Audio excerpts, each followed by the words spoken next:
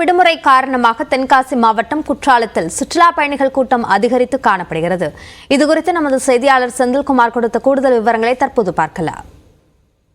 தென்காசி மாவட்டம் மேற்கு தொடர்ச்சி மலை அடிவார பகுதியில் அமைந்துள்ள குற்றாலத்தில் ஆண்டுதோறும் ஜூன், ஜூலை, ஆகஸ்ட் மாதங்களில் சீசன் காலமாகும். இந்த நிலையில் இந்த ஆண்டு பருவமழை என்பது முன்கூட்டியே பெய்ததால் இங்குள்ள குற்றாலம் மெயின் அருவி, ஐந்தருவி, புலி அருவி, சிற்றருவி, பழைய குற்றாலம் உள்ளிட்ட அருவிகளில் தற்போது நீர்வரத்து என்பது வர துவங்கியுள்ளதால் சீசன் முன்கூட்டியே துவங்கிய நிலையில் பல பகுதிகளிலிருந்து வரக்கூடிய சுற்றுலா பயணிகள் தற்போது அருவியில் ஆனந்தமாய் குளித்து மகிழ்ந்து செல்கின்ற நிலையில் தொடர்ந்து அதாவது சனி, ஞாயிறு மற்றும் நாளை பக்ரீத் பண்டிகையை முன்னிட்டு கூட்டம் என்பது அதிகரித்து காணப்படுவதால் பெண்கள் பகுதியில் தற்போது பாதுகாப்பு நலன் கருதி காவல்துறையினர் வரிசையில் நின்று குளிப்பதற்கு அனுமதிக்கப்படுகின்றனர். கிரௌட் எல்லாருமே போலீஸ் கரெக்டா இது பண்ணி அனுப்பிடுறாங்க. ஜென்ஸ் யாரையுமே ஃபீமேல் ஏரியாக்குள்ள விடல. இருந்தாலுமே அவங்க அப்பப்போ வெளியே போங்க அப்படி சொல்லி அனுப்பிடுறாங்க.